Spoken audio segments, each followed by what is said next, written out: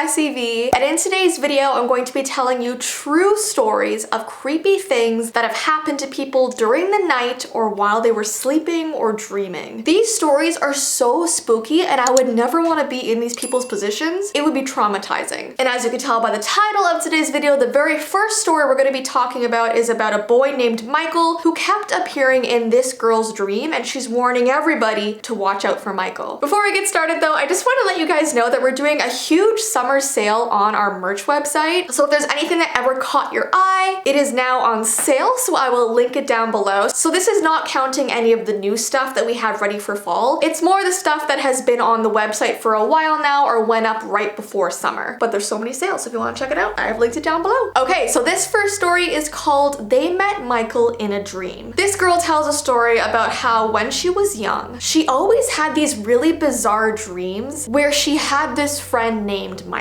He was a young boy, a few years older than her, and they always played games and had fun. Now, when she went and told her parents, they didn't really seem to care much until she began to describe him. She told them what Michael looked like. Now, what really shocked her parents is that Michael had the same name and appearance of her uncle who had died in a boating accident when he was just a child. Now, his death devastated her grandparents, and so her family never displayed any photos of him. And this really freaked out this girl's mom because she had never met him, she had never seen photos of him, so how was she describing him perfectly? After a couple weeks, her family decided to light some candles and prayed in an attempt to exorcise him. But when she went to bed that night, she had a dream where a very serious Michael offered her some candy. Apparently it looked like a red jawbreaker, and he kept insisting over and over again in her dream that she takes this candy and eats it. But seeing him looking so serious really scared her because the past while he had been so happy and playful and excited, and now he was holding this candy in her dream looking really freaky and really serious. So she declined his offer over and over again. And the last thing she remembers before waking up is seeing how sad he looked. And apparently that was the last time she ever saw Michael in her dreams. And when she told her mom what happened about him trying to offer her candy, the mom was super relieved and told the girl that he was trying to take over her body, and if she had accepted that candy, it would not have been good. So yeah, that's the end of that story, but this girl is just saying be warned if Michael or something else appears in your dream and offers you candy, don't accept it. Alright, this next story is called Got Your Feet, and it freaks me out so much because whenever I'm sleeping, I'm always under the covers. Like, I always make sure my legs don't stick out, my toes don't stick out. I don't want the monsters getting me. So this story just gives me the heebie-jeebies. So this story is told by a woman, and the night that this happened, her husband was sleeping beside her, and she had her bare feet sticking out of the blankets. Suddenly, she felt something grab her big toe, and she said it wasn't painful, it wasn't holding it really tightly, it was almost just like gently holding on to her big toe. So she decided not to look down, and instead she just sort of pulled the covers over her head, and she says it took about 5 minutes until whatever the thing was to let go of her foot. She made sure not to say anything to her husband because she didn't want to freak him out in any way, but 2 nights later it happened again. This time she was dead asleep and the feeling on her foot woke her up immediately. Again, she was so freaked out, and this time she decided that she would actually look to see if anything was there, and when she looked down, she couldn't see anything. It was just still gripping her foot, so she whispered, "Hey,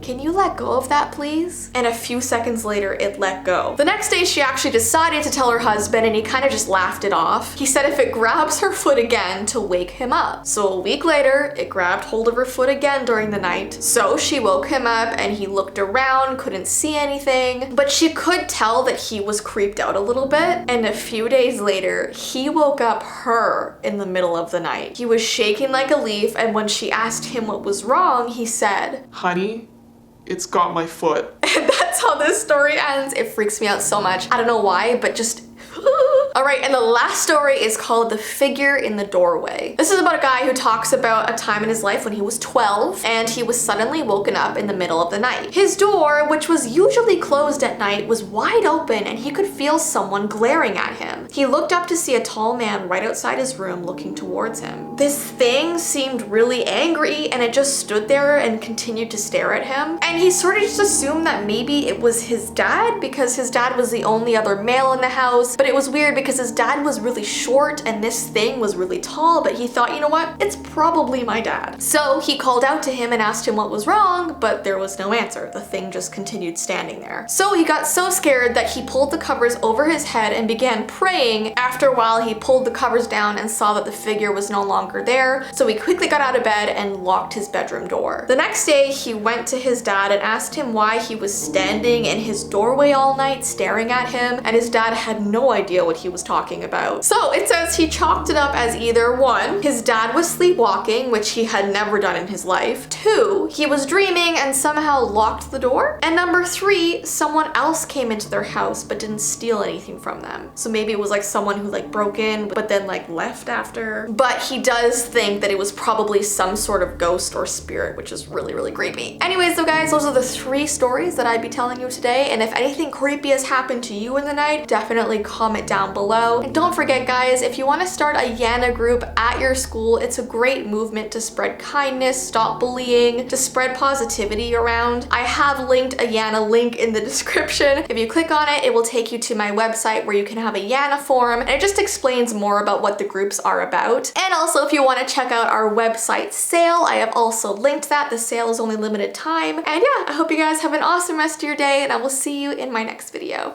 Bye!